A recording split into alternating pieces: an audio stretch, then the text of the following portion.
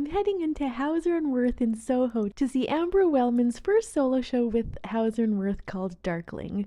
So this first painting is titled Siren, and it's oil on linen and 72 inches by 84 inches. Absolutely gorgeous. I'm just awestruck by the textures in her work. Like, let's get close here at some of the textures in this mermaid siren skeleton. And it always like amazes me when, as an artist, I can look at another artist's work and like not figure out how they got some of the textures. And I also really love the clarity of composition, this big swath of blue at the top and then the green sort of for the wave. I love the palette knife texture in the highlights of the wave, and there's like a lot of transparencies and there's just so much texture. And then in this mermaid skeleton, there's like scraping and sanding, and also it's just like so interesting to see sort of like a skeleton for a mermaid, and it's like so striking and so gorgeous. I'm pulled right in. So moving around to the next room, I'll give you an overview of the installation of the room.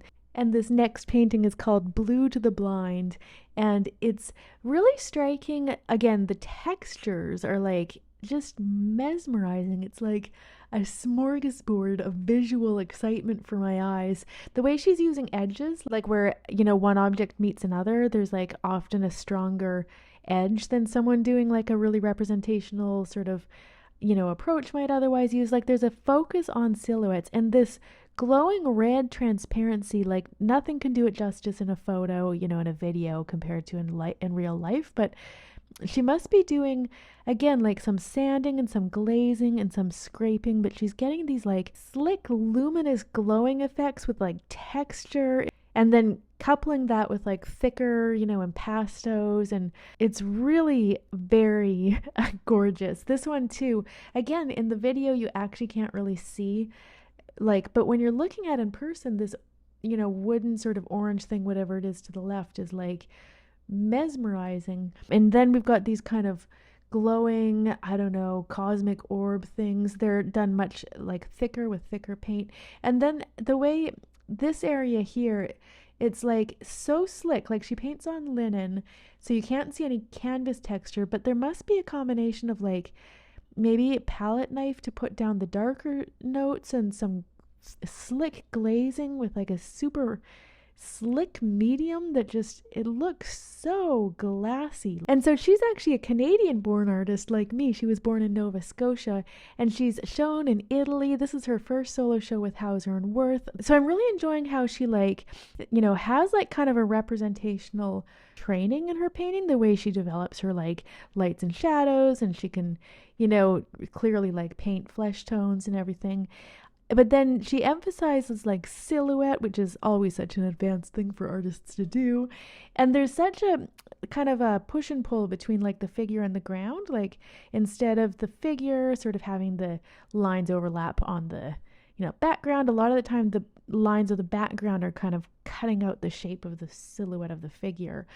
And then within the figure, there's again this gorgeous, unfigureoutable kind of texture, some incising and scraping and sanding. This painting's called People Loved and Unloved, and it's 84 by 144 inches. And again, that amazing juxtaposition of the like thin, glassy, transparent, but still textured like glazes, which are often, in these glowing warm colors, and then thick, like luscious paint. The red is thick and luscious. The whites are like thick and luscious.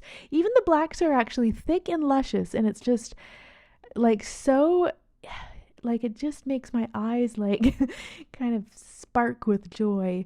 And then clearly she knows how to paint, and she knows how to like separate lights and shadows, and change the temperature, so the shadow of the turkey is a bit green and the lights are a bit pink.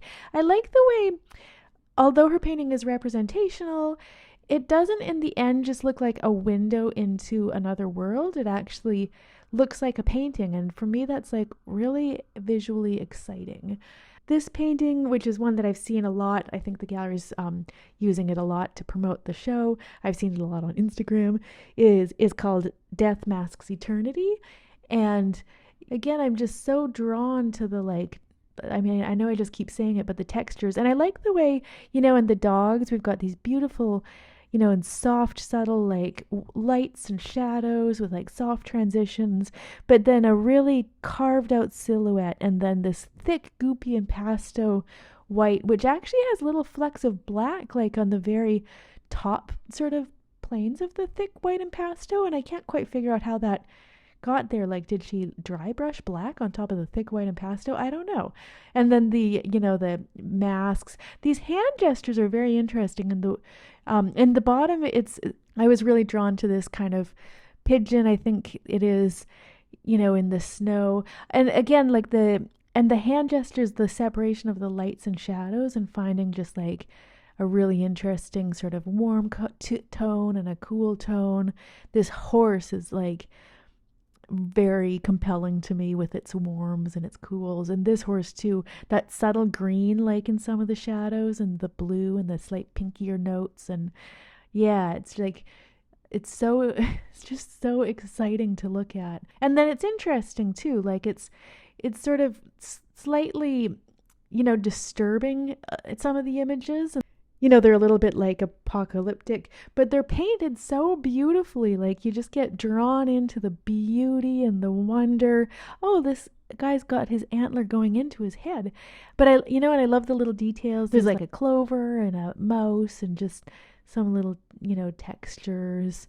And again, the big clarity of the overall composition too. I think that's one thing that I really like about all of her work. So that's Ambera Wellmann at Hauser Wirth.